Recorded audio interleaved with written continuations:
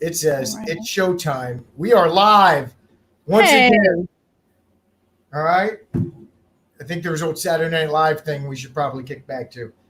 Live from New York, it's Saturday night, but it's actually Friday afternoon, 1500 Eastern Standard Time for Navy folk. So we have a great show today, DC1. We do. Very, very much so. Looking forward to it. So we always start with the subscribe, the like, and the shares, right? So our Yes. word can get out there of what we're doing. We're blessed today. We have two wonderful guests, Command Master Chief Kirby and Command Master Chief Bell, one from the O'Kane, Command Master Chief Bell's from the O'Kane, and Command Master Chief Kirby from the United States Naval Academy. Go Navy, beat Army. He is required to say that at the end of every sentence. So let's make sure that we hold him accountable to go Navy, beat Army in every single sentence that he says. That's right. All right. So please, again, not only like, subscribe, share, bring your friends in, bring all that in, but please give us some comments in the chat. Let us know if we're doing a good job. Ask questions. These two men have been around a while. I've never met either of them personally. It's the power of the Navy, really, and all is being able to reach out to other people and just kind of ask, hey, you want to help out? Yeah. So with that being said, stay tuned. This is the hook. So you guys have to watch the whole thing. Not that the two CMCs aren't worth watching the whole thing, but big news at the end. Big news. That's right.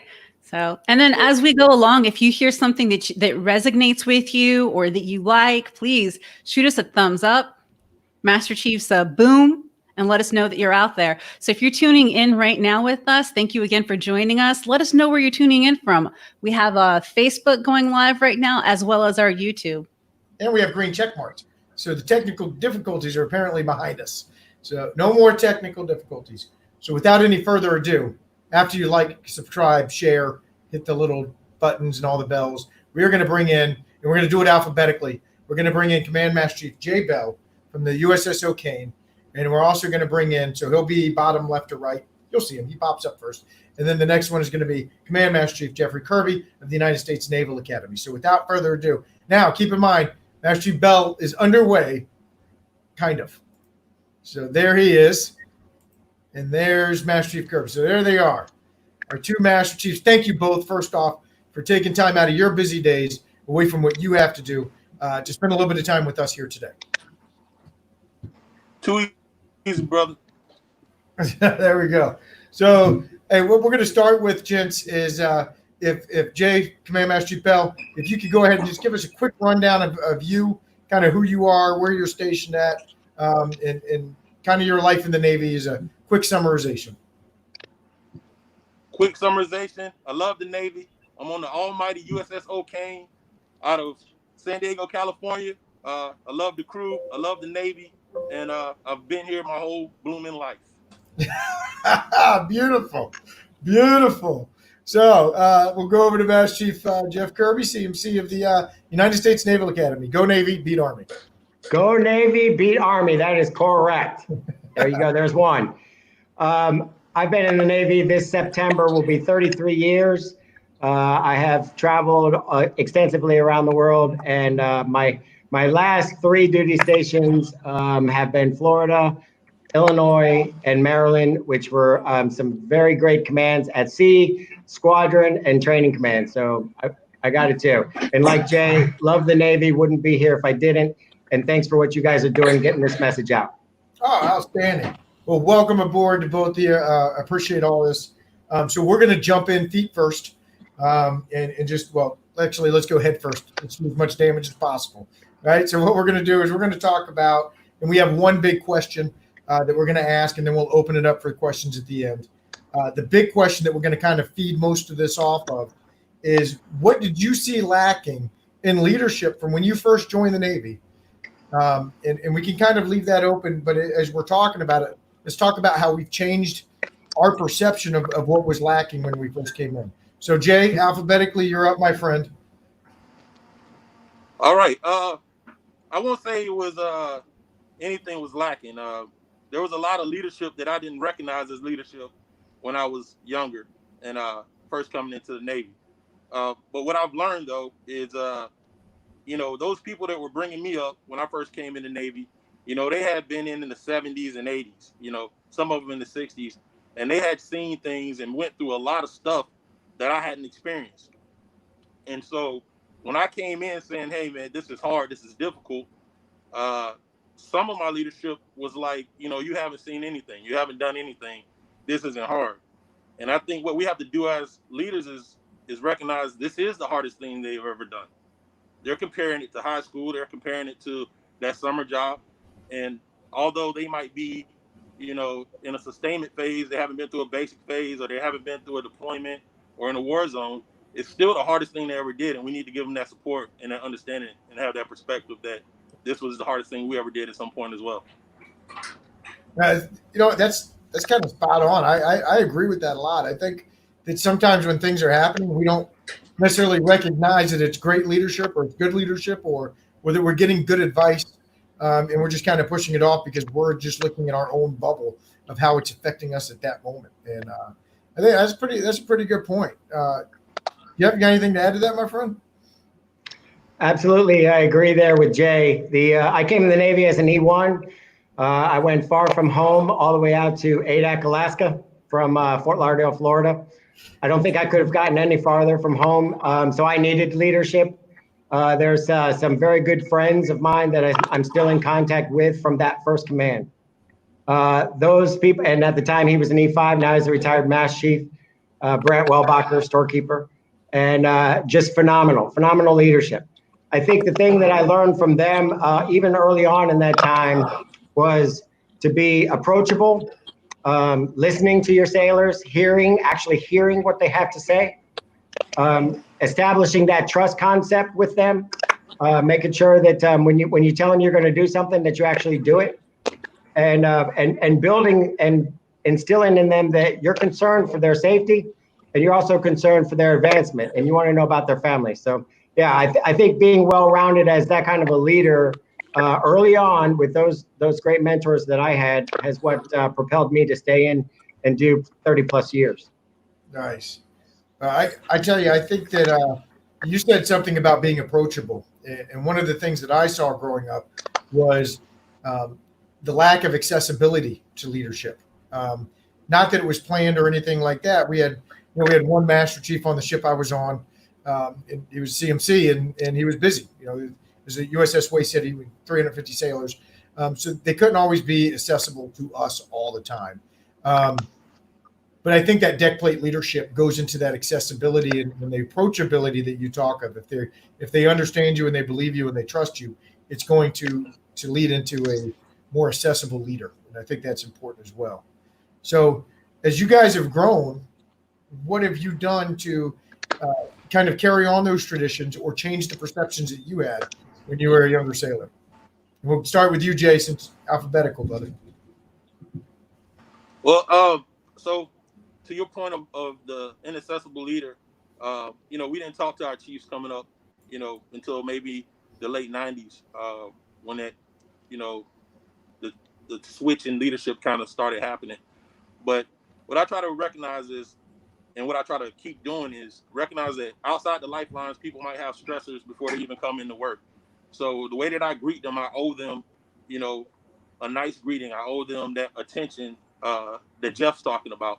I owe that to them, and remember that no matter, what kind of day I'm having or what kind of challenges we're facing, each one of those sailors need that type of attention and that type of respect that we're all doing the same job and making the same sacrifices. Nice. So Jeff, when you talk about accessibility, obviously you've kept that going. I've seen you and both of you have kept that accessibility going. I've seen both of you. That's why I reached out to you, is your accessibility on social networking, your positive messages that are continuously coming out from both of you. So outside of obviously using Facebook as one of the means of communication, how do we go about continuing to be accessible and open with our sailors? And like Jay said, he owes it to them. I love that I love that word of what we owe to our sailors. That is, I'm going to write it down. I'm going to put it in a book or something. That is what we owe, and that is a beautiful statement. But Jeff, if you could talk a little bit about that as well. Yeah, completely. I equate that to being engaged, what Jay was talking about, and that's part of leadership to me is being engaged. And we have to be wherever our sailors are so that we can be accessible to them. We didn't have cell phones. We didn't have social media. We didn't have these kinds of things when I came in the late 80s. So being able to do that and being able to share with them the human side of leadership and seeing what you do on and off duty, being approachable, sharing all that kind of stuff with them, I think lets them see themselves where we are eventually. And that's part of the job. I had a CEO tell me one time that being in the triad or being in leadership in general, and you can use this as a dead plate chief petty officer or first class. Leadership is part acting. You have to like your job. You have to appear to love your job, even when it's the hardest day you've ever had. Because if you don't, who wants to be you? Who wants to aspire to be you? And I thought that was a really important lesson that he taught me. That's really good. That was really good. So, okay. So we have covered that. We talked a little bit about how we, what we saw coming up, how we've continued to go forward. If everybody's out there and you're listening to us, please like, share, comment. Let us know what you think. We already have a couple questions. We're not going to go with the questions yet, DC1. Unless you want to do the two questions real quick, DC1? All right, we're going to do two questions, gents. I think we had one for each. Yes. Okay, go ahead, DC1. Okay. So Ortiz asked a question to Master Chief Bell that for when, let's say, the most influential person in my career actually worked for him. His name is Senior Chief Brian Rutledge. What was it like What was it like to mentor him back on the Port Royale? And they also added, what about him made him coachable, teachable, that everyone can learn from? Okay, the thing about Chief Rutledge was that even as a FC3, FC2, he recognized that, so there was this, believe it or not, there was a beef between guns, mace, and FCs. I know it sounds incredible, but there was this competition between the two. And it was at an unhealthy point. And what Rutledge always had was pride in his workspaces and pride in his technical knowledge. And I was trying to put that into my gunner's mates as well. Some had it, but I really needed somebody to step up. So when he was a second class, I recognized that, and I put an FC in my army. I know this is going to get me killed in some circles, but Rutledge was the right guy for the job. And I tell you what, it put a spark in my gunner's mates. It made a bridge over to my FCs. And that's how the almighty CG division, and I still call everything I do almighty, came to fruition. It was because those guys came together, and I'm telling you, they did incredible things. And I was inspired by that leadership at that level, and he just carried it on in everything he does. And I'm glad he's still inspiring people. That's awesome. So just so you know, Julian Ortiz, GM1 Ortiz, is one of my sailors. I don't know if you know him. Was he on the Port Royal with you? GM1 Ortiz? Yes. If we're talking about the same one, I'm not sure. Okay. So he's one of my sailors, and I told him you were going to be on, and he was awestruck. So you have a fan in GM1 Ortiz. So GM1 Julian Ortiz just accepted to Columbia University, Ivy League, for his he's going to be a lawyer. Big time, big money guy going to Columbia. So from GED. GM1. Change the world, brother. So he joined with the GED. He's going to go GED to lawyer in the Navy. Absolutely amazing. All right, DC1, back over to you. Sorry to interrupt. If he served on the Port Royal, he know I used to bring my GED to quarters. To show everybody you can do anything. That's great. Yeah, that's definitely a great example. Congratulations, Ortiz. All right, so the next question is for Master Chief Kirby. And Figueroa asked, in today's COVID environment, how can we as leaders provide our sailors the proper attention needed to ensure their success? Oh, that's a great question. And I think platforms like this, I know that we moved back in March to online weekly Google Meets, or Zoom meetings with the leadership here at the Naval Academy.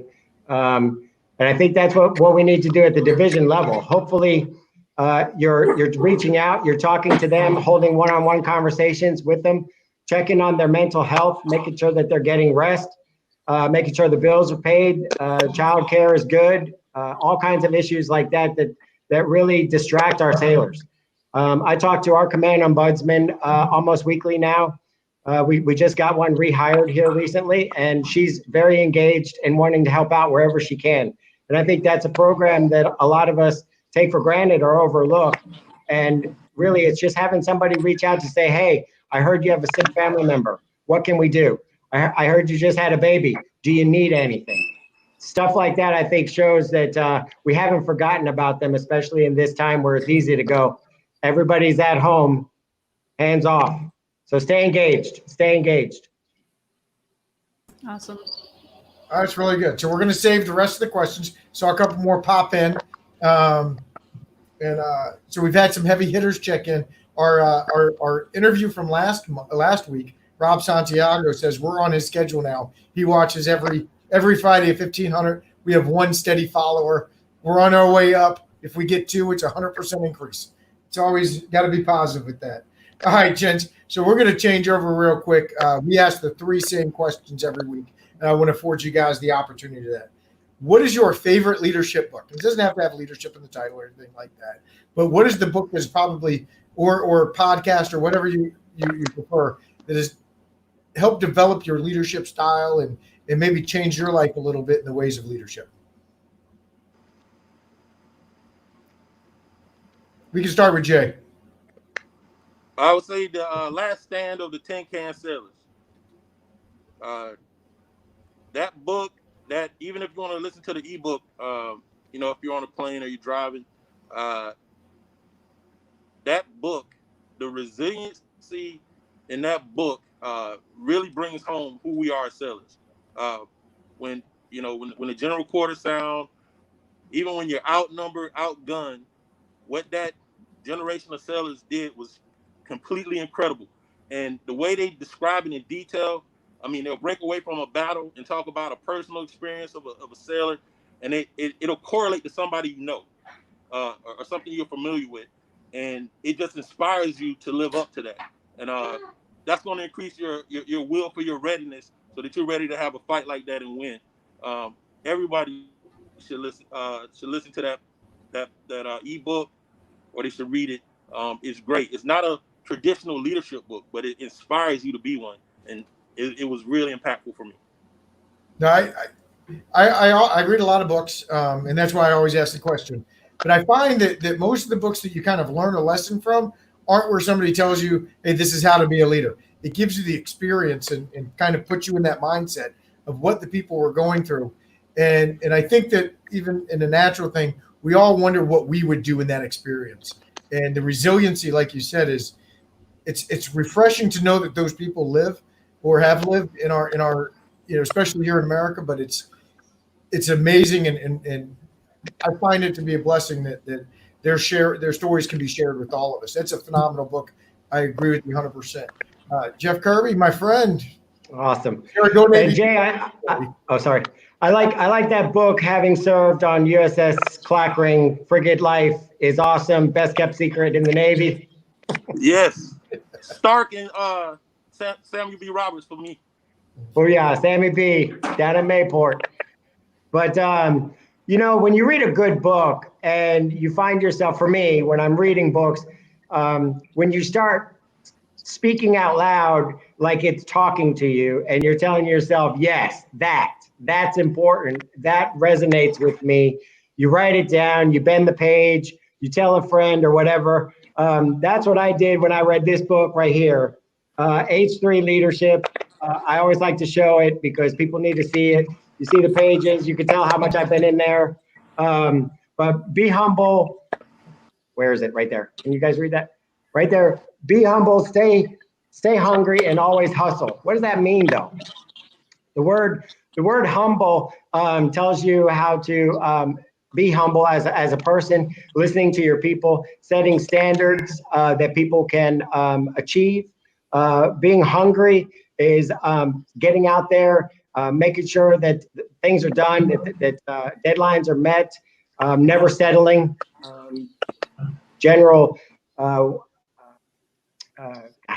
Chaos was here. Secretary of Defense, thank you, was here. And I wrote down so many quotes and things from that 1.5 hour meeting that I was attended with him, General Mattis. It was amazing. And that to me is being hungry. And then there's always hustle. Always hustle to me means taking care of our people and making sure that they know what's going on, whether it's daily routine, long-term planning, or whatever, and making sure that you keep that communication flow up, down, and across the chain of command. Wow, really good, both of you. So I have H3 sitting in my office. I have not read it yet. I'm going to read it now. Now I kind of have to read it. I think it's a requirement. All right. So with that, I'm going to stay with you real quick, CMC Kirby. You said you wrote down 1 million quotes from General Mattis. Our next question, one of our famous questions, what is your favorite quote of all time and why? So if you don't quote Mattis, he's watching. I'm telling you. You don't want him. No, you don't. So I have a lot of respect for the general and everything that where's my book and everything that he told us.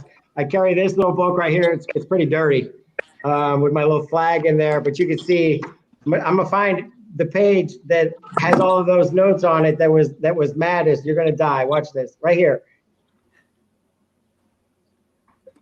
See there? There you go. So all of these things are good stuff. I'm not going to read any of them because that was our deal. But I have a quote for you. This quote from John Wooden. I wrote it down because he's a Hall of Fame basketball coach. If you're not learning, you're not leading to your full potential. So if you're not learning, you're not leading to your full potential. And I think that resonates with leadership from E4 through E9, 01 to 010. So that's my point. I think that what you'll find a lot of times is every leader is constantly learning, especially the good ones. The good ones are always reading a book. They're always listening to a podcast or an ebook. They're always doing something to grow their potential and their knowledge and their brain housing groups. So that's spot on. I hadn't heard that one from Wooden yet, and my old CO was a huge John Wooden fan, so I'm going to make fun of him. I'm going to call him after this and make fun of him that he didn't know that John Wooden quote, or at least didn't share it with me. All right, so Jay Bell, over to you, my friend. Your favorite quote and kind of why? Well, my favorite quotes came from my leadership, but I can't share them in a public forum because of the language. But I will tell you, one that inspired me early as a chief, I was told to live up to my T-shirt. All right. So we have all these prideful T-shirts that say all these awesome things, and they're all true, but they were all earned by the people before us. And they were earned by those people before us for the people who work alongside the people that came before us. So we got to live up to that T-shirt every day. So when they ask the chief, have to answer. That's spot on. I love the shirts. I love the skeletons and the bulldogs and the anchors and all that. But the message is pretty clear, and you got to live up to it every single day. If you're not putting in that work and you're not living up to that, to what we say is important, then you're not getting it through. So we have any more questions? DC1. Yes, Ms. Santos asked to the both of you. So a question each here. Tell us about a time you both failed as a leader, and how did you overcome the obstacle or the failure?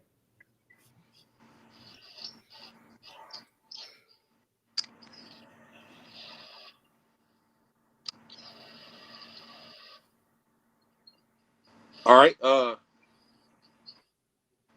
One that sticks out to me is I had a gunner's mate. He's still a gunner's mate. He's not in the Navy anymore. Brian Boyer, and he was this guy didn't smoke, didn't drink, didn't do anything like that, and he was going out for his 21st birthday, and I had to talk with him, but I didn't get out there. I could have got out there and went out with him that night to make sure it was okay. And it turned out he wasn't okay. He had an incident that ended up resulted in him being separated from the Navy.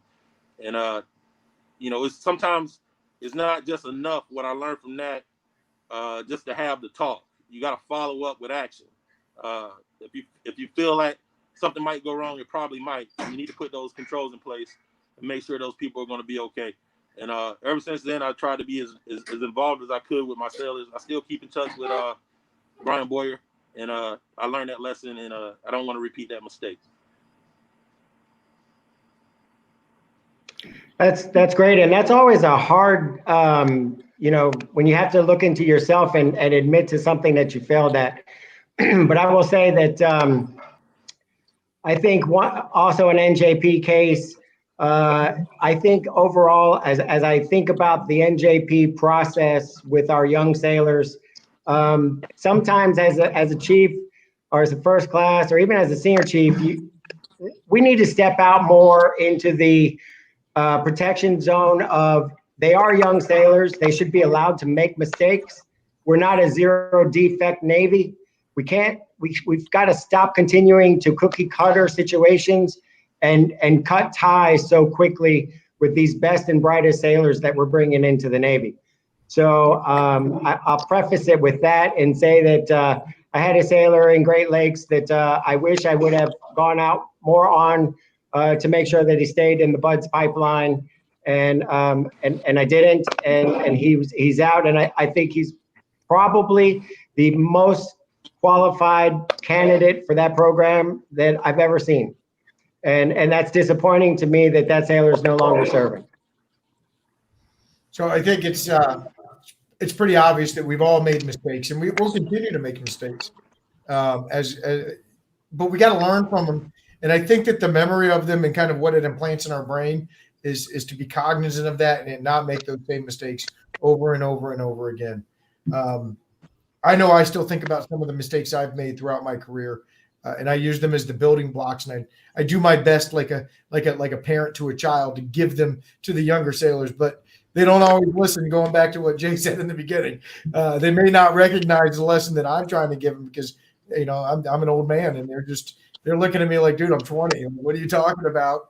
So it's just what it is, But we can tell them, and we can continue to try to communicate with them, and I think that's important.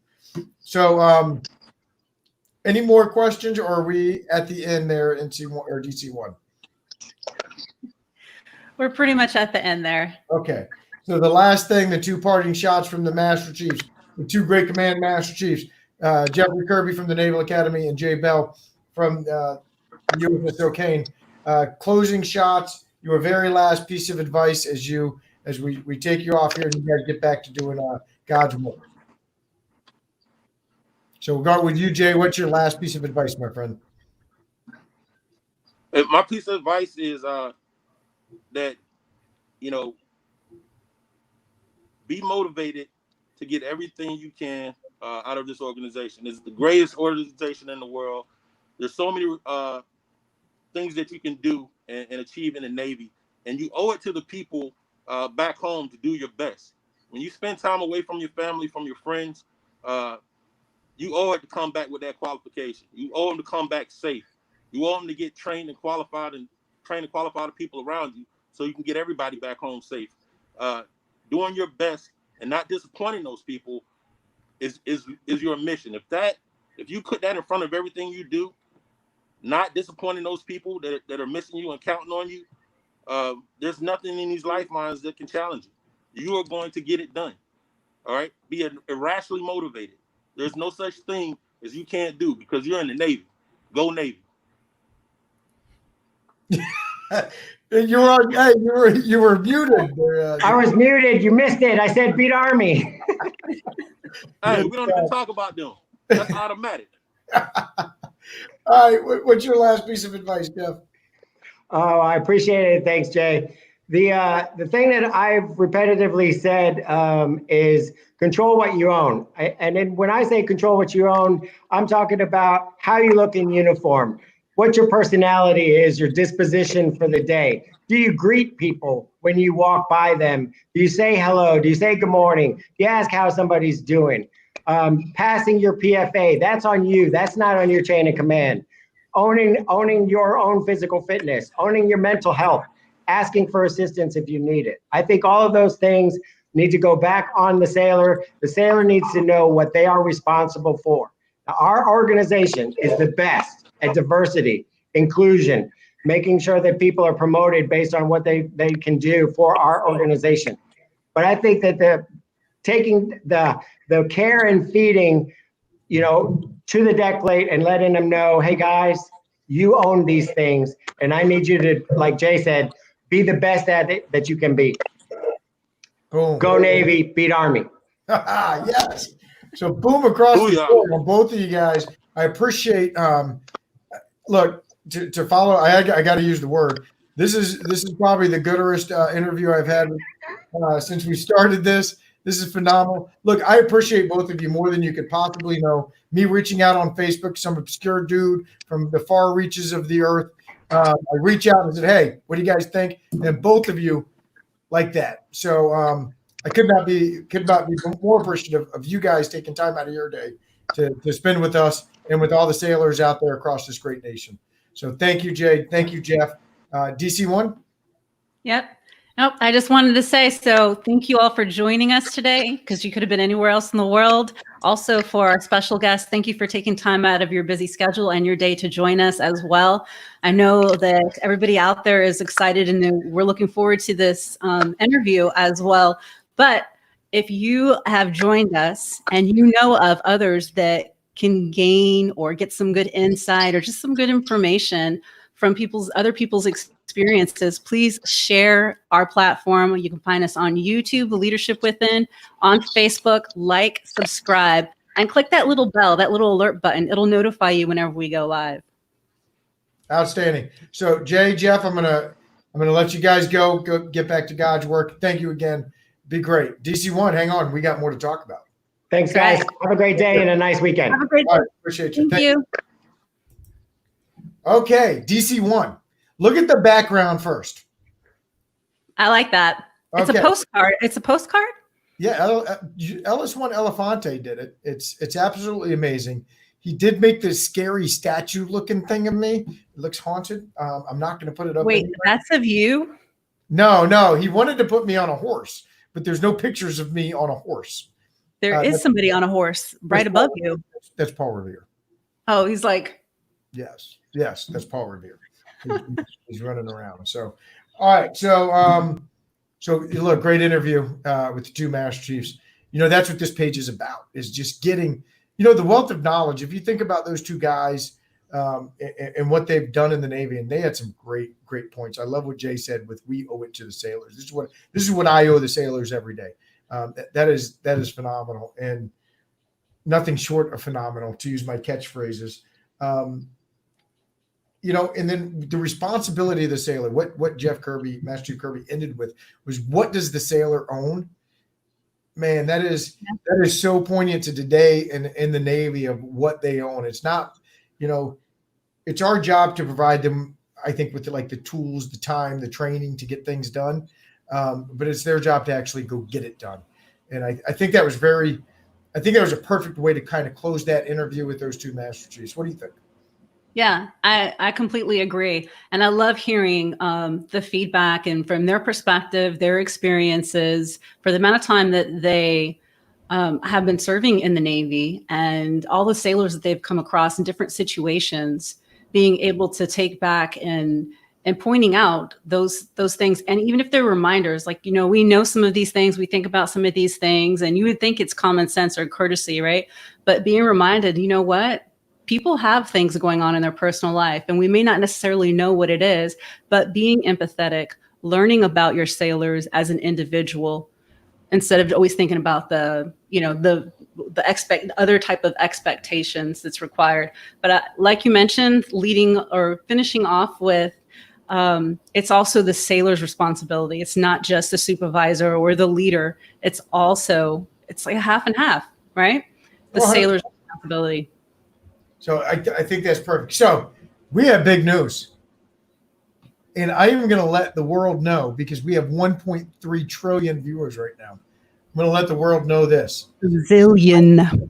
I had nothing to do with this news. I had nothing to do with it. There is one person that we can all see right now. Her hands are on her face. She is the one. She is the one that made this happen. I was told I wasn't close enough to my mic one time. So, you're the one that made this happen. And I tell you this, when we talked to this individual on the phone today, I think I'm a relatively good judge of character, but she came across as, as one of the most genuine, kind, humble human beings that I've talked to. And it was maybe a 10-minute conversation. Seems so genuine, so real, so kind, so humble. I'm excited for you, DC1 Scott, to announce who our special guest is next week. And hey, we're getting it out today. You're gonna work on some stuff because that video that you made for the 2 Master Chiefs that's pretty good. That's cool, right? Yeah, but you're gonna make one for this next one too, and it's got to be out. Oh yeah. We need to advertise this Monday. We still talk about this person in our mess, and I told her this on the phone. We still talk about this person in our mess, just in normal conversation. I would say at least 2 times a year. And we only get together X amount of times because we're geographically separated. So I think it would be interesting, like if you're on a ship or a squadron where the messes are all together or where your command's all together, how much her name still comes up when we talk about great leaders in the United States Navy. That means you were very impactful. Talk about leaving, and it gets thrown around a little bit here and there, right? Leaving a legacy. But I mean, if people are still talking about you, and some people don't even know you, but they still talk about you with other people, that's legacy, wouldn't you say?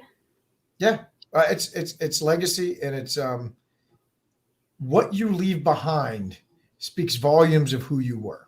And when you leave behind such a positive impact as this young lady did, that speaks volumes to who she is. So the young DC1/NC1, without any further ado, who is our special guest? Okay, drum roll, please. Everyone, we are so excited to announce. See how close I got to my mic? I know, you got Yes, I'm really excited. I'm holding it in right now. We will have a very special guest with us next Friday, the 5th, at 2 p.m. Central Time, 3 p.m. Eastern Time. All the other time zones have to figure it out. We're not that we just go off of each other's. Sorry. All right. So our next special guest that we have tune in on Friday is Fleet retired Master Chief April Bildo. Can you see that? Can you see that beautiful picture? It's a little bit of a glare, but it's awesome. Great picture of her. And truly, I will tell you guys, today is the first day I ever spoke to her. So nice, so humble. I can't say it enough on how impressive a 10-minute phone call with DC1 and Fleet Bildo was. It was like, I felt good. I genuinely, first off, I felt like a little schoolboy. I'll tell you that right. I'm talking to Fleet Bildo. I did too, but not a boy. Was that? I said, I did too, but not a boy. I was like, I'm literally talking to Fleet Bildo, one of the most impressive leaders that the legacy is still there.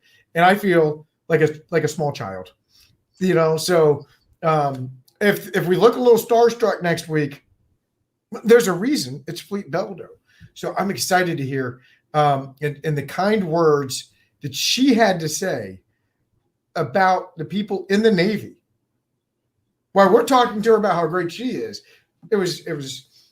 she is the person I could see that I would want to work for in any capacity. She's just so kind, so nice. So Fleet Bildo next week. Can you believe that? God. Yes. You were talking about on that phone call, how short that phone call is, but everyone out there, have you ever spoken to somebody on the phone and you can just feel like that love of energy and positive vibes, and how just, how it just seems like they're a loving, caring person, and whatever you need. Yeah, I'm excited. That's the type of energy we are going to be seeing and bringing to you all on Friday. So don't miss out. And I will tell you this, she was on. I was going to say something when the two Master Chiefs were on, but she was on. She was watching. She may still be. And if I can guarantee you this, if she is watching, she is embarrassed right now that we're talking so well about her. I know. So I hope you're blushing, but that's truly how we feel. So we're excited to have Fleet Beldo next week. We'll talk about a lot of stuff. After that, we're going to have a special guest host with DC1 because I will be out of action for a little bit. But I'm amazed by what we have going on here. I appreciate everybody coming in. This has been a lot bigger than what we expected. I think at first we were just thinking a couple of leaders here and there. We'll talk to some stuff, but look, I'm really happy with everybody that's come on board and the great feedback we're getting from everybody. And we'll continue to get gooder. Graphics are getting gooder. You're doing videos, Ellis, some fancy stuff. Yeah. Yeah. Like, share, alert bell, subscribe, alert bell, comment, booms. I got a couple booms there.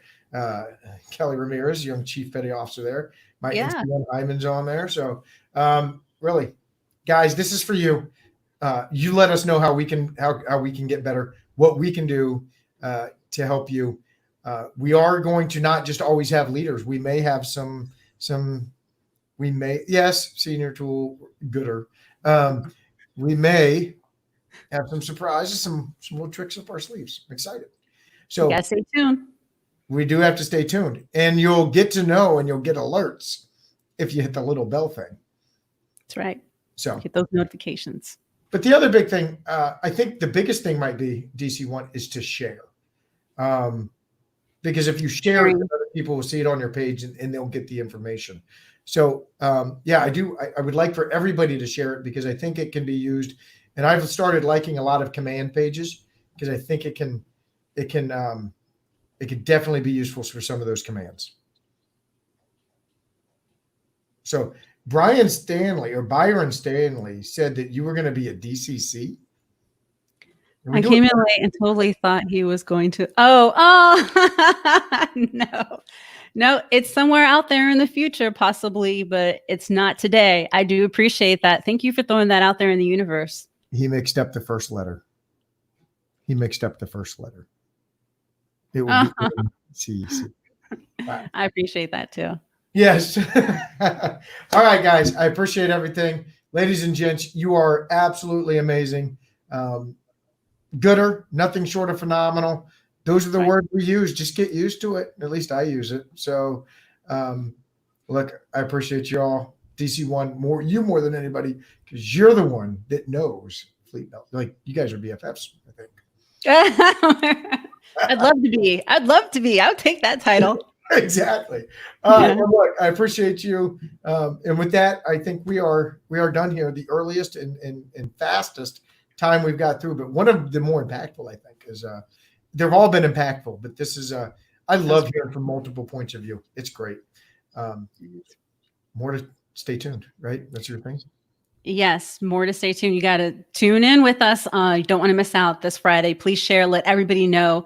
Whenever we post something, we greatly appreciate all of you out there sharing that information as well. So, Master Chief Rodney, we also really appreciate you.